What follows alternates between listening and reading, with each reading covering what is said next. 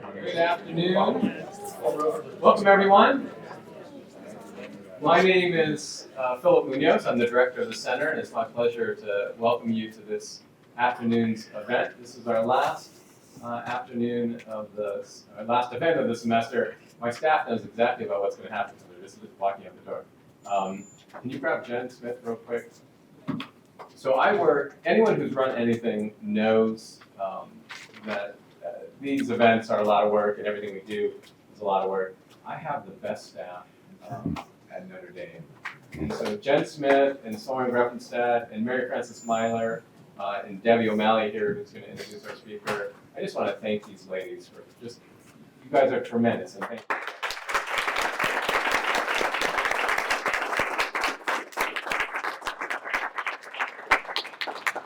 Those undergraduates here, the center directs the university's minor in constitutional studies. You should talk to Debbie or myself or to Soren if you're interested in the minor.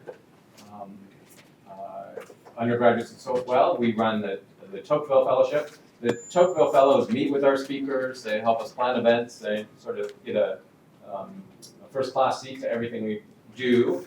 And you should talk to Soren about the Tocqueville Fellowship. Soren, applications for the fellowship are due after finals, is that right? Okay, so talk to Soren if you're interested in being an undergraduate, being more involved with the center. One announcement for the link, so I'm teaching a class with Dr. Zuckert right now on Lincoln's political thought. So thank you to the class for sharing your class time with the university. And we will meet right after the lecture, so we can get a picture with our distinguished faculty, and then we'll have class right after downstairs. But stick around right after the lecture so we can get a picture. Okay, I'm going to introduce in a second Debbie O'Malley to introduce our speaker. Usually we have a student, but I want to introduce Professor O'Malley to you. But let me just say a few words about Professor Zuckert. I have been team teaching a class on Lincoln with him this semester. I came to Notre Dame in 2009, in large part because I wanted to be his colleague. It's just been a tremendous experience to teach his classes. I've been reading his book. Jack, can I grab a copy of the book? I know we have a lot of people watching online, so we've been, the book just came out, A Nation So Conceived, Abraham Lincoln and the Paradox of Democratic Sovereignty. Just came out this week, I think was published. I've been reading the book, the manuscript, as we've been teaching. I think it's the best book on Lincoln written this century. And it will be Professor Zuckert's lasting contribution to American political science and to America. So it's a tremendous honor for me to bring my friend back. To do a proper introduction, Professor O'Malley, let me introduce Debbie to you. Debbie O'Malley is our new Associate Director of the Center. We're just delighted to have her here. She's a Baylor PhD, Assumption Ashland University undergraduate, and I'd like to think she would have been a constitutional studies minor had she gone on the day. Debbie.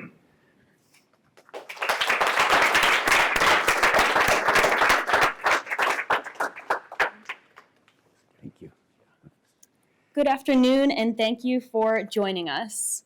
As a longtime student of the American founding, it's truly an honor for me to be able to introduce Dr. Michael Zuckert, who is the Nancy R. Dreux Professor of Political Science Emeritus here at the University of Notre Dame.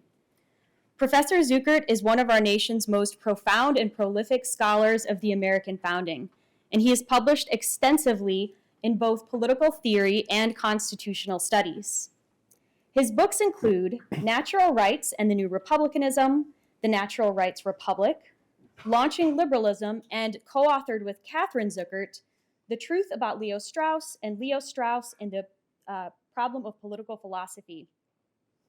In addition to authoring these books and many articles, he has edited several volumes, including The Spirit of Religion and the Spirit of Liberty, and with Derek Webb, The Anti-Federal Writings of the Melanchthon Smith Circle. He is also the founding editor of American Political Thought, a journal of ideas, institutions, and culture. His latest book, and the reason we are all here, is called A Nation So Conceived, Abraham Lincoln and the Paradox of Democratic Sovereignty. Professor Zuckert received his Bachelor of Arts from Cornell University, and he received his master's and his PhD from the University of Chicago. So without further ado, I will turn it over to Professor Zuckert to guide us in thinking about Lincoln. Please join me in welcoming our distinguished guest.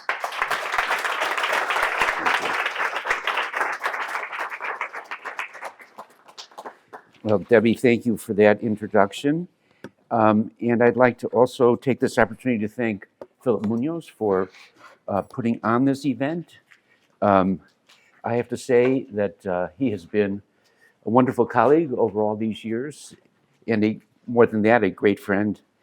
I would say it was one of the two best things I did in my time as department chair and really in my whole time at Notre Dame to help bring him here. So thank you again for all that you've done in our lives. The title of my talk, as you just heard, is Thinkin about Lincoln. It's a fitting talk to give, I think, at a launch event for my book because it was the first public presentation of my thoughts on Lincoln, and in revised form, it made it into my book as chapter 5, if you have a book and happen to read it. If I were to rewrite the speech I'm about to give today, or yesterday even, I would probably do some of it differently. But in the interest of historical authenticity, I have kept it as it was in 1992 on its maiden appearance. Now, I want to start with the idea that Lincoln is now regularly named by the experts on the presidency as our greatest president ever. Yet, despite that, he has actually come in for much criticism, both in his day and after. In fact, there have been, in the 20th century and tailing into the 21st century, there have been two major waves of criticism of Lincoln, corresponding roughly to the first half of the 20th century and then to the second. The first was sponsored by some of the great historians of the Civil War of previous generations, who came to consider Lincoln's statecraft, especially as practiced in the Civil War period. Their criticism of Lincoln goes something like this. He took an overly radical and moralistic position in the pre-war period, and together with the abolitionists and some other more radical Republicans, he transformed a conflict that could have been compromised and settled in a peaceful way into a situation with all the earmarks of a Greek tragedy. The Civil War was not actually inevitable in itself, according to this line of thinking, but Lincoln and his friends made it so by their intransigence. Lincoln famously said, as probably most of you have heard, "A house divided against itself cannot stand." I believe, he said, this government cannot endure permanently half slave and half free. These historians believe that Lincoln, by pronouncing and acting on the principles of this house divided speech, created the situation and the climate of opinion in which the South could do nothing but see his election as a declaration of war against them and give them no choice but to leave the Union. At the same time, Lincoln said, same speech, that he did not expect the Union to be dissolved. He did not expect the House to fall, but he did expect it will cease to be divided. Now, what Lincoln stated here is a mere prediction, turned out to be for him an imperative of policy, and he was resolved not to allow the dissolution of the Union. So the now unstoppable force of Lincoln-inspired Southern fear met the immovable object of Lincolnian resolve to maintain the Union. And once the issue was defined that way, the result, these historians think, was as inevitable as Oedipus killing his father. Now, so this line of argument about the Civil War and Lincoln became powerful during the first half of the 20th century and was associated with a national reassessment of the end result of that war. If you remember, the segregation system had replaced slavery in the South, while Northern opinion lost all zeal for any sort of civil rights agenda, all zeal for remaking Southern society, or for attending really to sexually divisive issues that might interfere with the explosive economic expansion that the country was undergoing in this period. Reading backward from the national accommodation to the, quote, peculiar racial patterns in the South, Americans began to wonder whether the Civil War, which up until World War I was the most destructive war in human history, people began to wonder whether the Civil War had been worth it. Many historians, breathing in the spirit of their own age, redefined the war as preventable, with Lincoln and the abolitionists as the chief villains in snatching war from the jaws of peace. Now, the historians varied a good deal in the motivations that they attributed to Lincoln. Some thought it was just an instance of poor judgment. For example, that he didn't understand what kind of war it would actually be. At the outbreak of fighting, he called for 75,000 volunteers to serve a 3-month enlistment period. A small, quick war. To put these numbers in some sort of perspective, however, we should recall that the Civil War left nearly 620,000 dead on both sides before it was all over 4 years later. Others see the episode even in less favorable terms to Lincoln. One very famous essay by a very well-known American historian called Abraham Lincoln and the Self-Made Myth attributed all of Lincoln's actions to nothing more noble than his soaring personal ambition. He was willing to risk all, to risk the future of his country and the lives of his countrymen so that he might hold high office. So ironically, the charges raised against Lincoln in the second half of the 20th century are more or less the opposite to those raised earlier. Not his intransigence, but his half-heartedness, the narrowness of his motives, actions, and views, the deep conservatism of all that he did and said in that time were the new targets. This line of thought about Lincoln emerged, as you might guess, in the wake of the Civil Rights Movement. Lincoln, these critics insist, may have signed the document that freed the slaves, but he didn't much like black people, did not want to free slaves, favored the interests of whites only, and did not see America as a place for whites and blacks to live together. In the final analysis, these charges amount to the dread accusations of racism, conservatism, he revered the works of the fathers after all, and pro-capitalism. He frequently spoke of the virtues of free markets. Now, two sets of charges together, these two are very serious. On the one hand, Lincoln is held to be drastically deficient in his statecraft, deficient politically. In the other case, he's held to be deficient morally. Now, I'd like to deal with these two sets of charges against him in terms of the question, was Lincoln right or was Stephen A. Douglas right in their great debates? Now, these debates centered on a very simple question.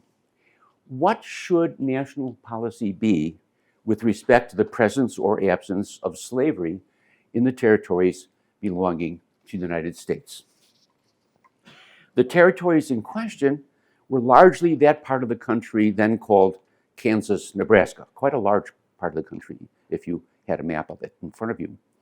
Lincoln and Douglas were running against each other, you may know, for the privilege of being senator from Illinois.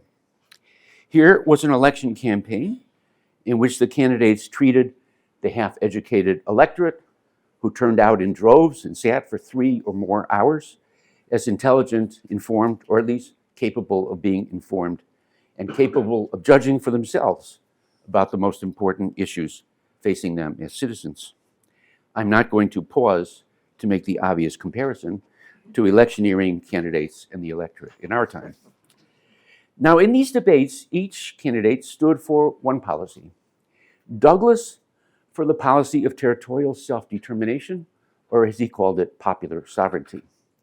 Lincoln stood, on the other hand, for the prohibition of slavery in these territories, or at least in the northern part of the old Missouri Compromise line. Douglas's policy of popular sovereignty was, one might say, a brilliant solution to an intractable problem of politics, both high and low.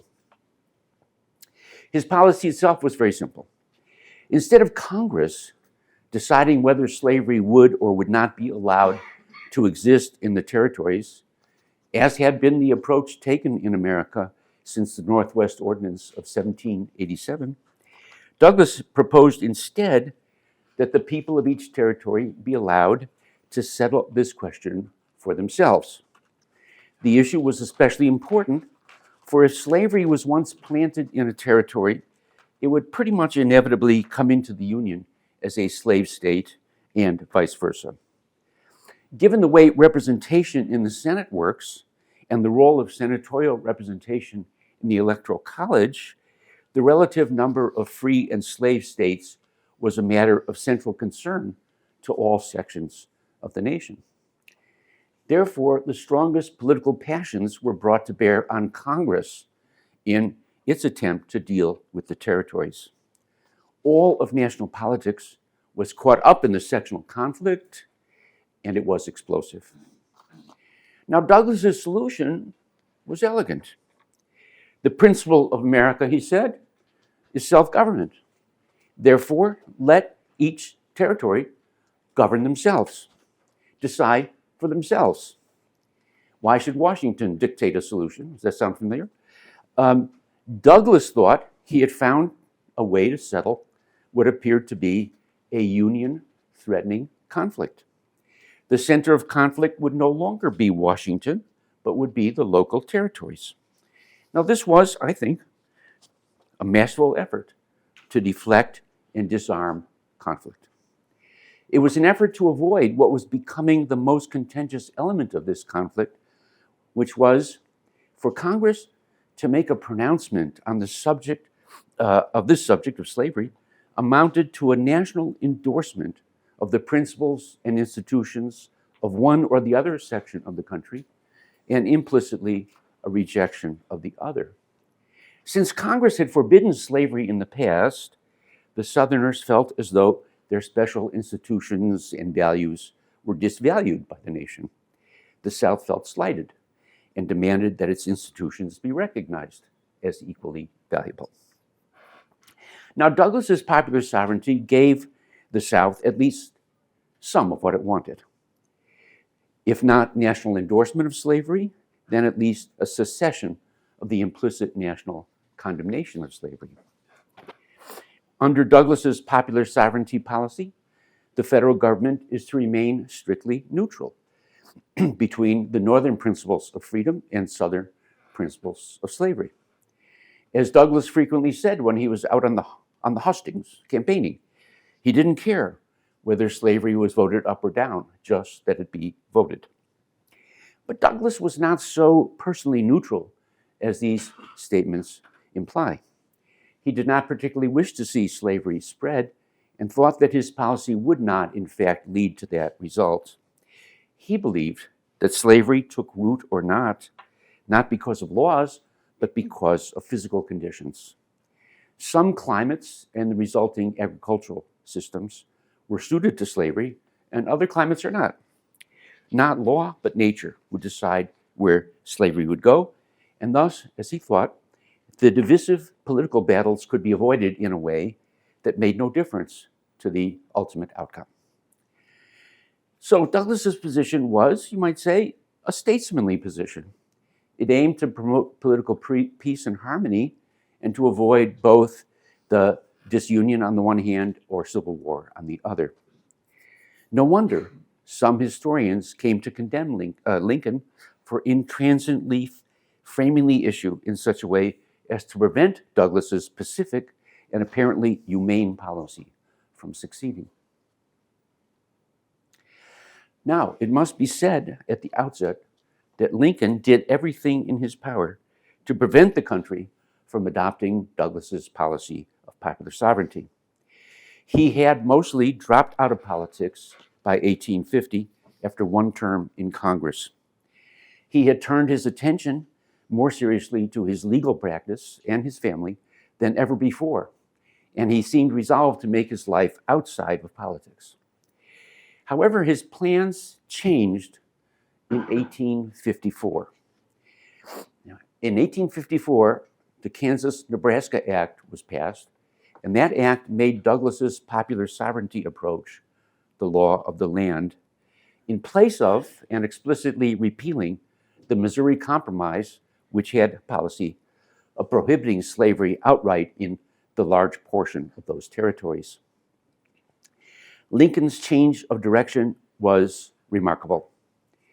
He turned back to politics with one object only: to show the perniciousness of the Douglas policy and the corresponding, as he put it, propriety of the restoration of the Missouri Compromise.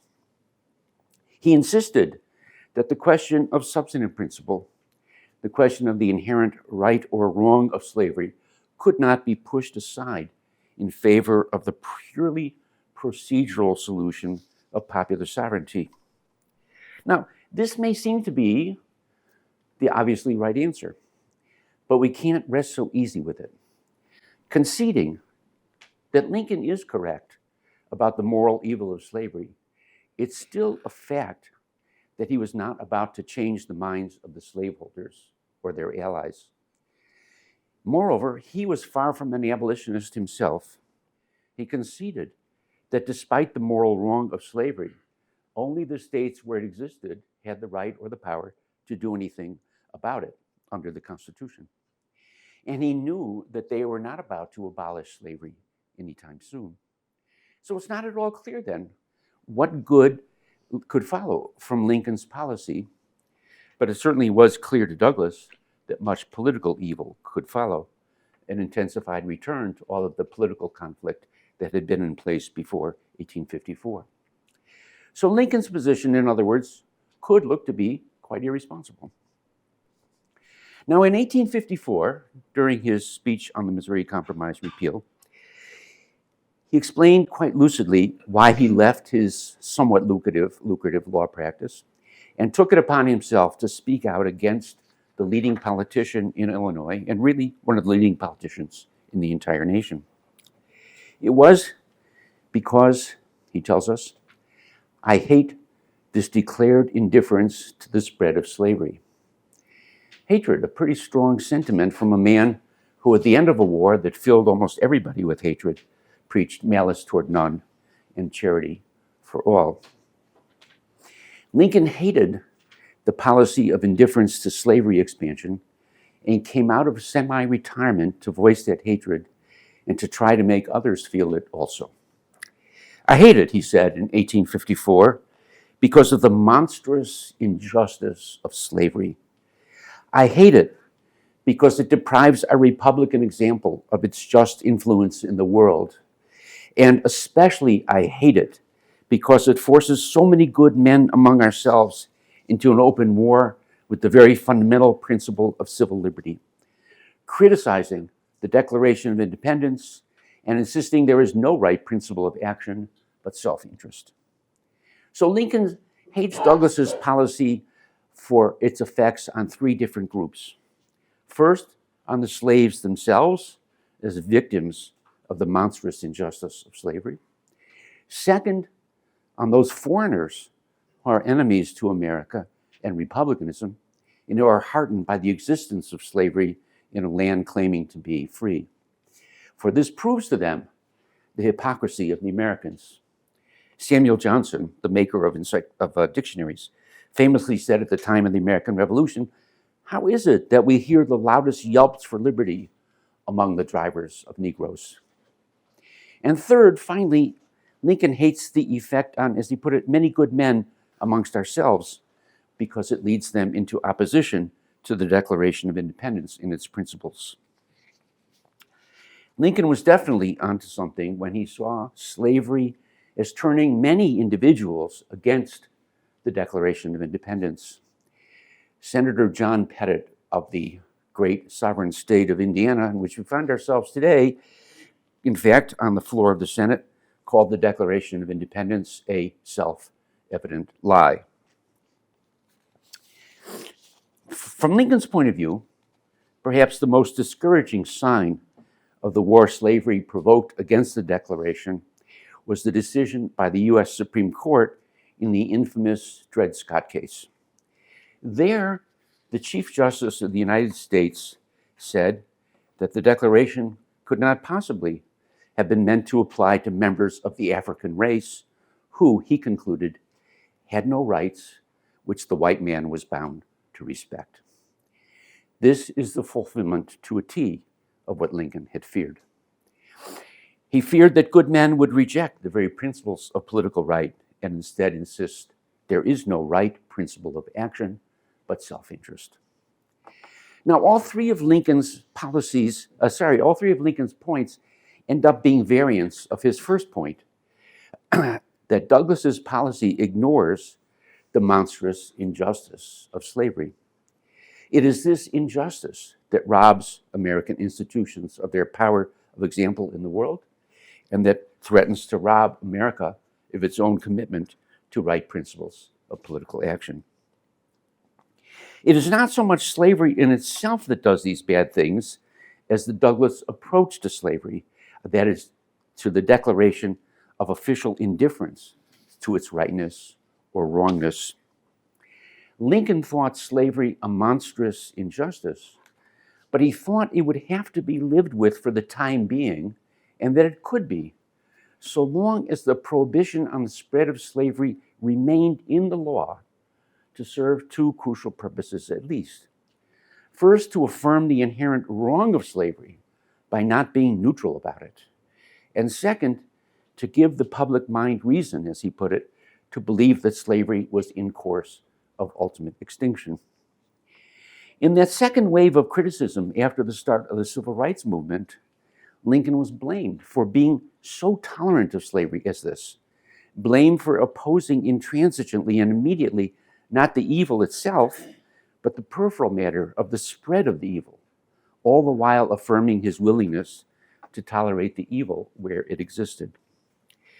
Lincoln apparently hated Douglas's indifference about slavery even more than he hated the evil of slavery. But we can understand his reasons for opposing Douglas's effort at a statesmanly settlement, as well as his reasons for not going further in an abolitionist direction, only by listening to what he says about the monstrous injustice of slavery itself. His central argument against slavery is a very simple syllogism. Premise one, all human beings are equal, or, he puts it other ways, possess equal rights, or possess rights to themselves. He used all of those formulations different times. Premise two, the blacks are human beings. Conclusion, therefore, slavery of the blacks, or any human being, is unjust because it is a denial of rights, a denial of the right of self-ownership. Lincoln, as you can see, was no relativist, that's clear. He did not believe that it was merely his value judgment that slavery was wrong.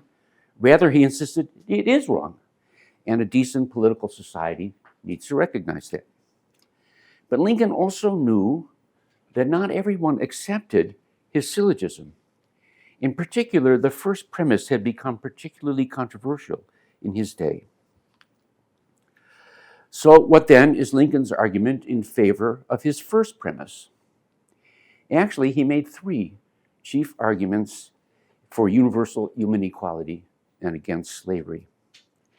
His first, and probably most common argument, was an argument from feeling. And he told his audience in 1854, your sense of justice and human sympathy continually tells you that the poor Negro has some natural right to himself. Later on, he says, repeal the Missouri Compromise, repeal all compromises, repeal the Declaration of Independence, repeal all past history. You still cannot repeal human nature. It still will be the abundance of man's heart that slavery is wrong. Another place, he said, it is certain that the great mass of mankind consider slavery a great moral wrong, and their feeling against it is not evanescent, but eternal. It lies at the very foundation of their sense of justice. So nature, expressed in the near universal promptings of the human heart, teaches that human beings are equal and that slavery is a terrible wrong. But nature is not the only source of this knowledge to which Lincoln appeals. As he said, "My ancient faith teaches me that all men are created equal, and there can be no moral right in connection with one man's making a slave of another." By his ancient faith, Lincoln means, of course, the Declaration of Independence, a statement not universally known and delivered by the human heart in the natural feelings, but rather a proposition put forward in a specifically American document. It is Lincoln's, or it is our faith, not the faith of mankind in general. Where Lincoln's first argument appeals to universal nature, his second appeals to history, to a particular deliverance of our history. These two arguments, not contradictory of each other for sure, but they're nevertheless quite different. To these two arguments, Lincoln adds yet a third, very different from the other two. Where the others are in one form or another non-rational arguments, feeling or faith, this is a rational argument. Here's this argument. If A can prove, however conclusively, that he may of right enslave B, why not B snatch the same argument and prove equally that he may enslave A? You say A is white and B is black. It is color then, the lighter having the right to enslave the darker? Take care. By this rule, you are to be slave to the first man you meet with a fairer skin than your own. You do not mean color exactly. You mean the whites are intellectually the superiors of the blacks and therefore have a right to enslave them? Take care again. By this rule, you are to be a slave to the first man you meet with an intellect superior to your own. Now, this is a very simple argument, yet it's also, I think, a very powerful argument. It's what's known in some circles as a dialectically necessary argument. It depends on a claim each and every I, raises for myself. It's an argument that must be made in the first person. I feel, I know in my bones, my own claim to freedom, that I am free and want and need to be free. I cannot help but see this and assert this claim for myself. And Lincoln's reasoning makes me see that I cannot go on to affirm the enslaving of another without endangering in principle my own freedom. To affirm slavery for others is to affirm slavery for oneself. As Lincoln said in another place, although volume upon volume is written to prove slavery a very good thing, we never hear of the man who wishes to take the good of it by being a slave himself. As you may have noticed, this argument also contains an important premise rooted in feeling. And in this respect, it's like Lincoln's first argument, but there is an important difference between the two. In the first argument, the so-called universal feeling is a direct revulsion against the slavery of other persons. In this third argument, it is a direct revulsion against slavery for oneself. He is on much solider ground in affirming the universality of that latter feeling than the former. After all, as he concedes, volume upon volume have been written to justify the slavery of others, but no one willingly chooses the state for himself. In a word, Lincoln's third or rational argument is much better as an argument, as a matter of logic, as a matter of clear thinking. Lincoln proves that one can accept slavery for any person only on pain of self-contradiction. Yet he knows that human beings do not consider the pain of self-contradiction as the worst pain that they might suffer. He once sat down to consider the case of the Reverend Dr. Ross of Alabama, a slaveholding man, a conscientious man of God, who came to ask himself the question whether his slave should be a slave. Dr. Ross, says Lincoln, can receive no direct and unambiguous answer from the Bible, and certainly never bothers to ask his slave their opinion. And then, so Lincoln goes on. So at last it comes to this, that Dr. Ross is to decide the question, and while he considers it, he sits in the shade with gloves on his hands and subsists on the bread that his slaves are earning in the burning sun.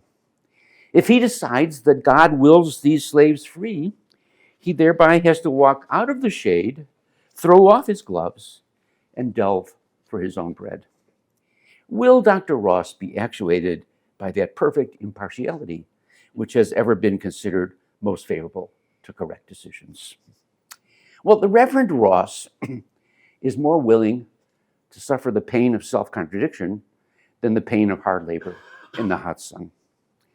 Only if human beings generally found the pain of self-contradiction less tolerable than other pains would rational argument be as conclusive in practice as they are in theory. What makes a proposition true and what makes a proposition effective as a maxim of action are in fact quite different. This is the single most important truth about politics. This disparity sets the task for political leaders to make the true and the good also the effectual, or to bring these elements as close together as possible. This is both what holds politics and morality together and what distinguishes them from each other. This is what separates the task of the moral philosopher and the scholarly critic from the political actor.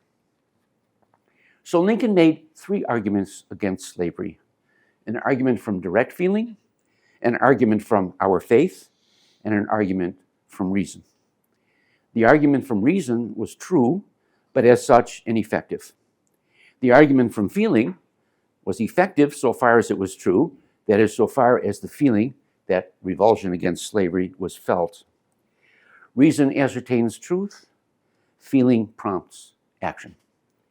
But the feeling against slavery for others is fragile. Lincoln knew perfectly well of many who held slaves without revulsion.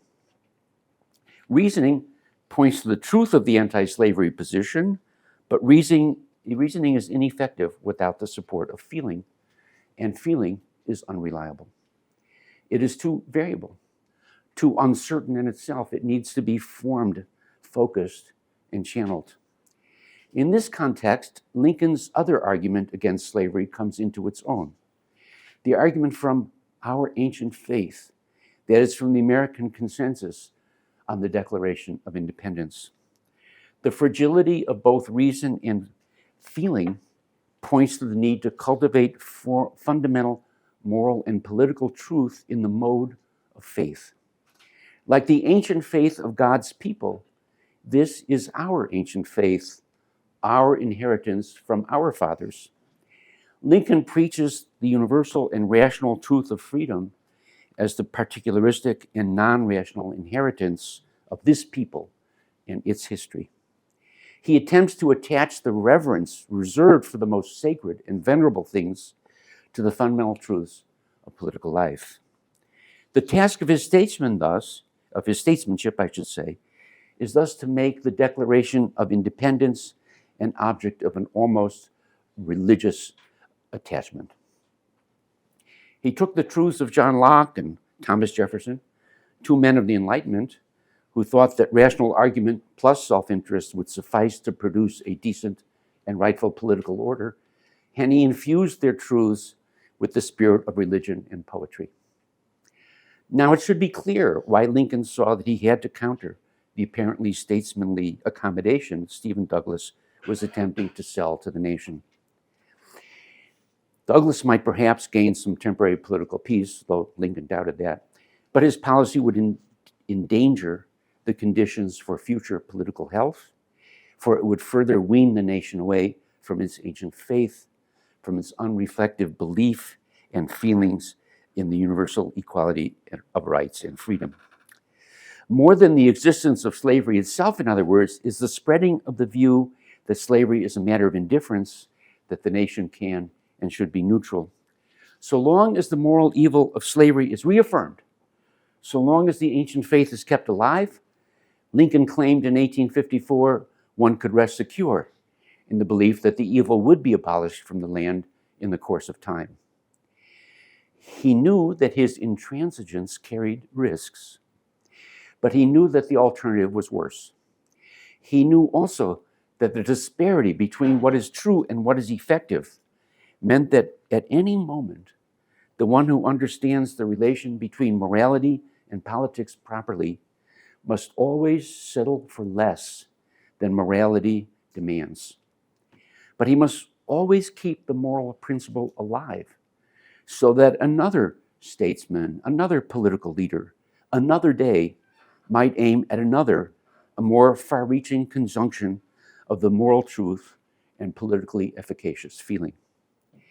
This task is different in detail for us today than it was for him, but in form it is just the same. I can do no better than to close out my thinking about Lincoln by quoting from his speech against the Supreme Court's decision in the Dred Scott case. The framers of the Declaration, this is Lincoln, defined with tolerable distinction in what respects they did consider all men created equal in certain inalienable rights. This they said, and this they meant. They did not mean to assert the obvious untruth that all men were then enjoying that equality, nor yet that they were about to confer it immediately upon them. In fact, they had no power to confer such a boon. They meant simply to declare the right so that enforcement of it might follow as fast as circumstances should permit. They meant to set up a standard maxim for free society, which could be familiar to all and revered by all, constantly looked up to, constantly labored for, and even though never perfectly attained, constantly approximated, and therefore constantly spreading and deepening its influence and augmenting the happiness and value of life to all people of all colors everywhere. For Lincoln, this is what made America great. Thank you.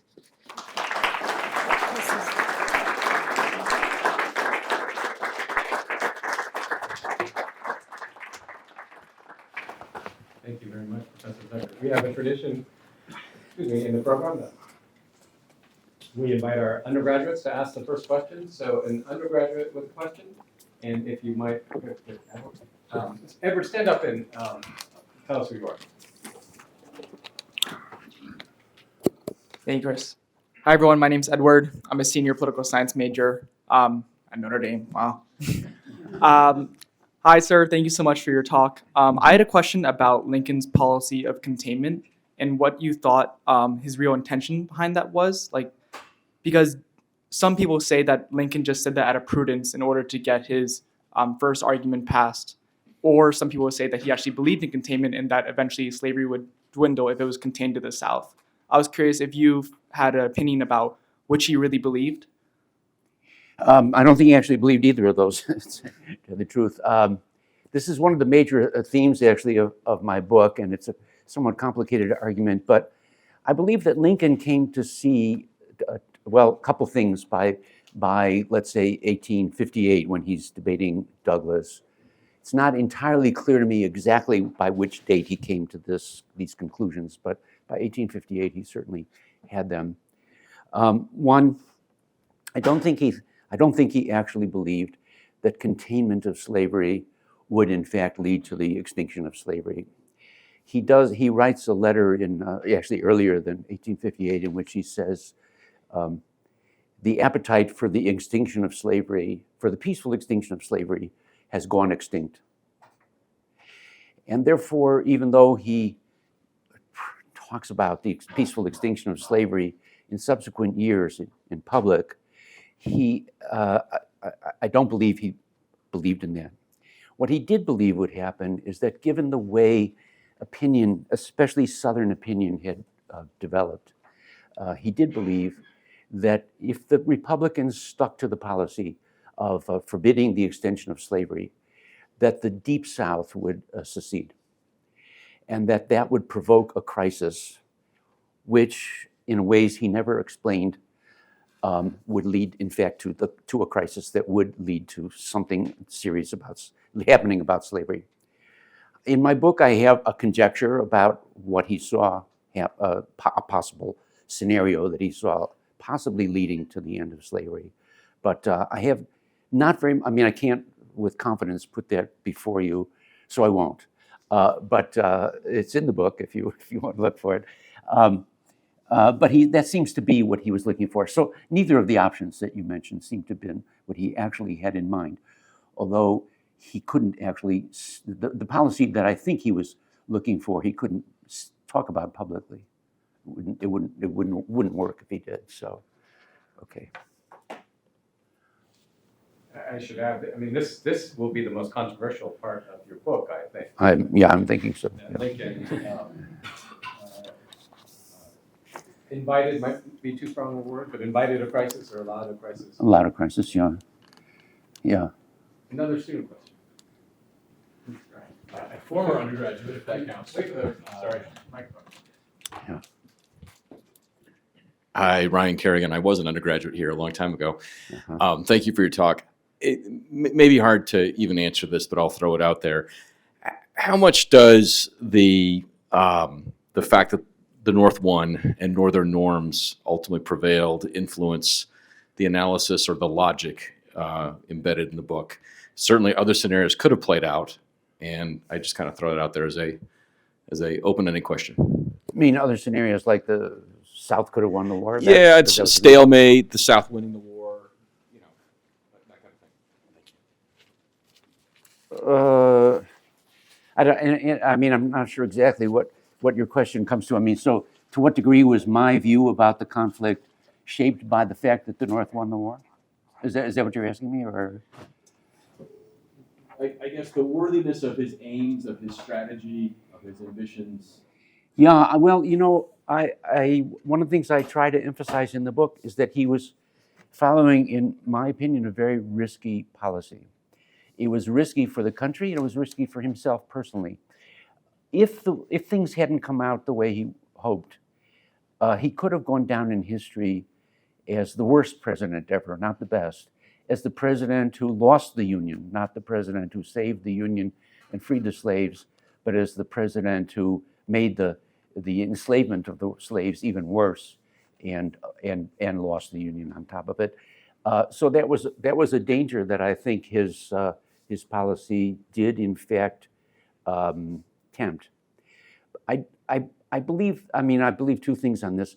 One, he wasn't as alive to that risk at the beginning of the war as he later became, partly because he went into the war expecting, as I said in my talk, expecting a short war that the North could easily win. And he had many good reasons to believe that, because population was much larger, the military capabilities of the North appeared to be much greater. They had the ability to move troops around. They had all the railroads were mostly in the North. Financial institutions were mostly in the North. And all the things that we know of are important for fighting a war, the North seemed to have the great advantage of them. And so he seemed to think that, and he also thought that the South had a tremendous overconfidence in itself, and that would lead them to drastic errors.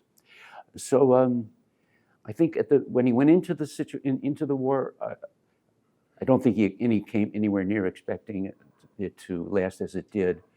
I think the fact that he was much disappointed in his expectations is responsible for that kind of melancholy that we associate with him in his presidential years. He began.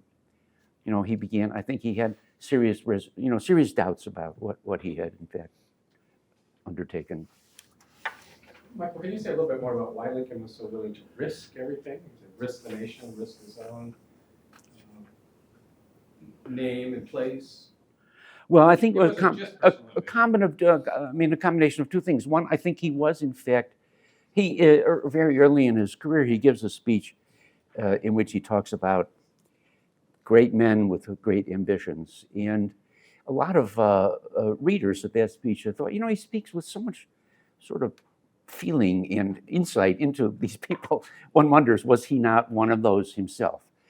And I I think there's a lot to be said for that conjecture, because we see later on in his life moments of almost despair when he sees that his ambitions have not really come to the kind of things that he wanted. So I take as an established point that he in fact had great ambitions for himself.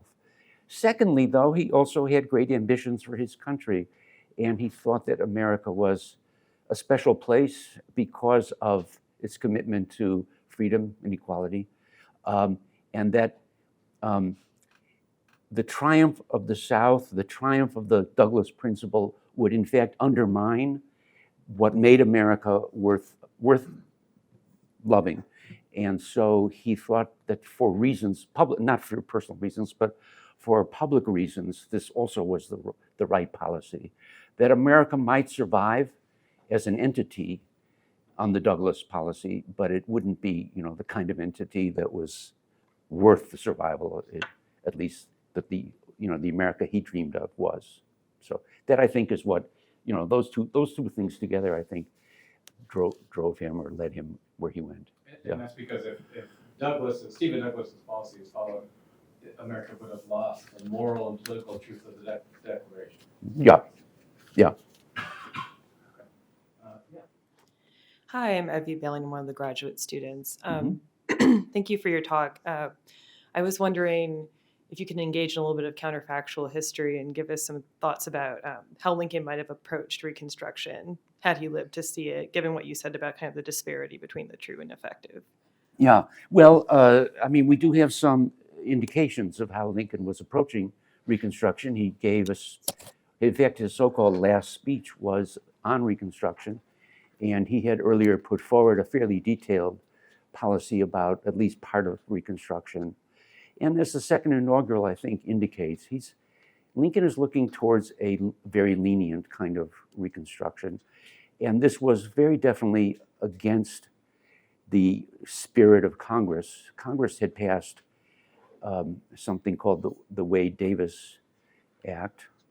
And the Wade-Davis Act was very unlenient in its approach to the South. That is, the spirit behind the Wade-Davis Act was, these guys are rebels, they need to be punished. Anybody who took part in the rebellion is going to have to suffer for having done so. Lincoln's policy was different. The most important thing was to try to reunite the country on as non-punitive grounds as possible. So he accepted almost all of the partisans on the South from retribution, except for the very top leadership. But even they, he said to Grant, let them escape. You're not looking one day, let them escape. He didn't want blood. He didn't want any bloodshed after the war. So it's pretty clear. We don't know exactly how it would have worked out. And Lincoln was hoping that if he was generous towards the Southerners, they would accept the new racial order that would have to come.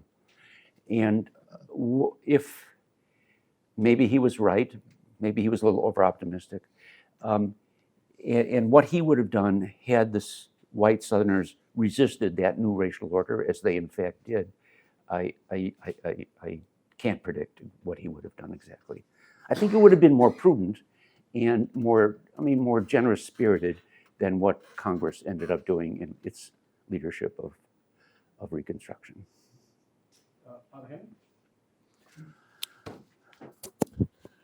Evie stole my question, which is the alternative history. Perhaps I can ask you another one. Yeah. Of all the different cultural depictions of Lincoln and the ways in which this evolving debate about his virtues and vices, about his racial progressivism or racial backwardness, what do you think is the most insightful? Or what do you think is perhaps the most powerful depiction of Lincoln that can help shape a true view of his political vision? Well, in our course, we have, as you know, but as not everybody in the audience knows, we've watched quite a few films about Lincoln with the idea of trying to get some sense of how Americans have looked at Lincoln at different times in American history, what Americans want to see in Lincoln, or what the people who made the films anyway think that what Americans want to see in Lincoln. I think I would say of the of the films and cultural depictions that the Spielberg film from 2012 is probably the closest to what I would see as Lincolnian. That is strong commitment to, as opposed to many of Lincoln's critics from more recent time, strong commitment to civil rights, strong commitment to emancipation and making it effective. That I think is important. A willingness to make compromises with the world in order to get your good results. That sort of thing, I think. But also, Spielberg conveys something of that melancholy that Lincoln had, even there, where it ended. But I think the tremendous cost of the war in lives, in limbs, in money, weighed on him. So even if he got a good result, he realized a big price had been paid for it. Dr. Zuckert, I'm Isaac Kimmel. I'm a PhD candidate upstairs in the sociology department. Thank you very much for your talk. It was really interesting. Can you settle an argument I had with my dad? So he should be here too. I mean, so he can hear his side. Well, I'll recap it after. Okay. So my dad and my dad's a retired Army officer, and as you might have guessed, a Southerner from my voice. But we were talking about the impending renaming of a lot of the military bases in the South that are currently like Fort Hood and Fort Bragg and all the others that are named after Confederate officers. And my dad said that they should not be changed because, Lincoln had this very lenient, very reunifying policy for Reconstruction and, wanted the South to be able to retain its sense of, cultural pride. And I disagreed, but I was wondering, what would Lincoln have thought about honoring Confederate officers in this way, for the U.S. Army in perpetuity? Obviously these hypothetical or conjectural questions are always difficult to answer definitively, but I'm not really on your side here. It seems to me that we should make a distinction between being punitive and honoring. It's one thing not to be punitive against them, but it's quite another thing to honor them. Mm-hmm. And I think he would have held back from this desire to honor them. And especially some of those guys, they really don't deserve honor. But some of them, like Lee, was in many ways an honorable man. But nonetheless, he was a rebel fighting in a cause against human freedom and human rights, and therefore shouldn't be honored for that. That's where I think Lincoln would have come out. So get your dad here. You're on my side, yeah. Thank you. Yeah. So, his policy was let them leave the country. Yes, let them leave the country. Well, they could go underground. I think he just didn't want to go after them. That was the thing. They had to disappear from public life. Yeah, exactly. Yeah. Right here in front. Hi, my name is Eddie Campbell. I'm a first-year PhD student here, also in the department. Thank you, Professor, for your talk. I was wondering, sort of responding to an initial part of your speech about maybe the second school of criticism that Lincoln has faced recently from people pointing out maybe backwards racial attitudes. I was wondering if, in your opinion, was Lincoln fundamentally arguing for equality of white people and black people in America? And how would you respond to those critics who point out something like maybe his attitudes towards interracial marriages or something like that? Yeah. Well, this is again another fraught question in the Lincoln world, and I would appeal to the idea of statesmanship that I tried to lay out in the talk, which is to say, the political leader needs to realize that there's a gap almost always between the morally right, full bore, and what is going to appeal to be politically efficacious and appeal to the opinions of the people. Lincoln himself sometimes voiced what we would consider backward views about these things. He said he wasn't in favor of interracial marriage, etc. And in my book, I try to take, there's some people who are completely apologists for Lincoln on all of these things. He must have had exactly the same views about these matters we have. Possibly he did, but it's also possible that he didn't. And so it's possible Lincoln himself spoke on several occasions of the power of public opinion to shape our opinions. And that if he should, in fact, agree with some of the widespread opinions of the society? That seems to me very possible, very possible. And so I'd say, okay, maybe he did think some of these things.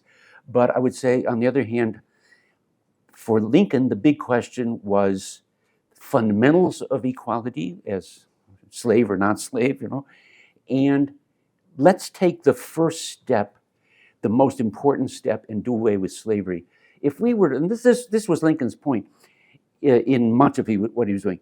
If I came in front of the people of Illinois and I said, here's what I'm in favor of. I'm in favor of abolition of slavery, and I'm in favor of full political and social equality for the freed blacks. You know what would have happened? He would have gotten no votes. Let's put it that way. So taking the more restrained position of let's do away with slavery and worry about that other stuff later, that was the precondition for any kind of success. And I would say that's in itself enough justification for what Lincoln did. Hi, I'm George. I'm graduate of Notre Dame, 1966. Okay. And in the Lincoln-Douglas debates, the battle was who would be the U.S. senator, and they were elected by the state legislators. Correct. And they elected Stephen Douglas. Yeah. So another counterfactual: what would Lincoln have done had he not won the presidency against Douglas? Would Illinois have gone wobbly? Would it have stayed with the Union? Illinois' governor was from Kentucky. And Yeah. Mary Oh, Todd good. Lincoln Yeah, also good from question. Kentucky. All right, so this question requires knowing something more about the political outcome. So actually, so Douglas won the Senate seat, but he won the Senate seat because Illinois was what we now call malapportioned. He actually won the popular vote. Lincoln won the popular vote in Illinois, and that proved to be a very important part of what made Lincoln an acceptable candidate for the presidency, because the task that the Republicans faced was to win that tier of states, Pennsylvania, Ohio, Indiana, Illinois. If the Republicans could win those states, together with the states they had won in 1856, they could win the presidency without receiving a single vote in the South. And that's basically what happened. But Lincoln was attractive because he had proved he could win the popular vote in one of those states, Illinois, in one of the states that was like the whole lower tier of states. And in presidential race, the malapportionment wouldn't matter because the winner of the state gets all the electoral votes of that state. So the total sum is what counts. So if Lincoln if it hadn't been Lincoln as a candidate, I don't know. I think Illinois, if it had been, say, I think Illinois would have stayed in the Union. That's what I think. The people of Illinois were quite against slavery, as an institution domestically. They were less clear about how much they wanted to then bother the Southerners about slavery, but nonetheless, they were pretty clear that they were against slavery, and they got to be kind of resentful of the way the South was pushing everybody around about slavery at that point. So that's what I think, better or worse. Yeah. Michael, I wonder if I can close with two questions. The first one is request that you say just a few words about, Lincoln has these two speeches, the one at Agricultural Fair in Wisconsin and his lecture on inventions and discoveries. And to my mind, your chapters on these speeches are two of the best in the book. Can you say a little bit about your interpretation of these speeches and the goodness of human freedom that Lincoln explores in these two speeches? Mm-hmm. Okay, I'll try. It's again a rather complex issue, but so Lincoln gave a speech. Actually, it was just after the Lincoln-Douglas debates. He gave a speech on discoveries and inventions, in which he kind of traces the human history of inventions, discoveries and inventions, and when people discovered clothes, that sort of thing, and so he traces this history, and it's interesting. So you say, why is Lincoln interested in a question like this? Lincoln, who's obviously got a moral political agenda. Why is he concerned with this? Well, towards the end of the speech, he comes to this conclusion that this track of inventions or discoveries and inventions has led to the discovery of human equality. It led to the discovery of human equality because it ended up leading to the equalization of human intellect. And this was through things like discovery of writing and then printing and so on. And so so he is in a sense there is a kind of materialist causation here. That is the discovery of the truth about human beings depended upon these inventions. So that's one. In the speech on to the Wisconsin Agricultural Fair, the people in Wisconsin invited him to come to their state fair and give a talk, and he begins the talk by wondering why he would be invited to give a speech on agriculture. He says he doesn't know much about it, and what he knew about it, he didn't like. So he's violating the main premise of American politics at that time, which is don't say anything harsh about farmers. They're by far the largest. And Jefferson, of course, had set this example of saying if ever God had a chosen people, it were the farmers. But Lincoln doesn't flatter the farmers in that way. But the point of this speech, interestingly, is to talk about something he called thorough agriculture, or thorough agriculture, according to which he argued we could double or more the productivity of agricultural land if we did it better. And he talks about, again, inventions that would make it better, like steam plow, power machinery for farming. And he saw this as a big advance and that was on the horizon, he thought. And one of the implications of that is that there would no longer be as much pressure for expansion. That is, he saw the sort of drive towards manifest destiny, that is, that America's destiny is to go all the way to the ocean on the one hand, and the drive towards taking territory in Latin America, et cetera, is another aspect. He was very much against that kind of expansionism. But the most important thing that he saw was that the modern situation had opened up for human potential. Being a farmer, being a peasant, no longer meant being consigned to a kind of intellectual serfdom. An intellectual,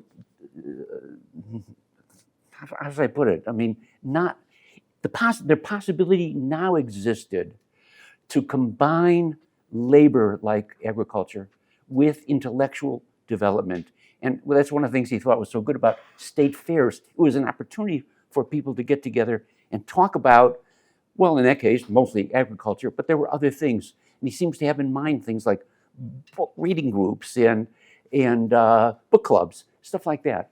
And so in that speech, he brings out that the point of the modern regime which combines equality, liberty, and technology, those three things, is the development of humanity, not consumerism, nothing like that, but the development of human potential, intellectual development, and so on, which is possible now in these kind of regimes that was not possible ever before in human history, except for a very small segment of the society.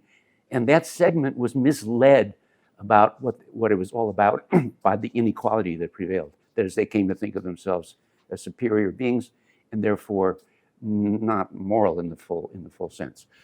So that's what Lincoln was looking forward to, or what he affirmed as why this kind of regime was a good thing for the world, and why the spread of it, not by conquest, but by voluntary choice, why the spread of it would be so good in the world.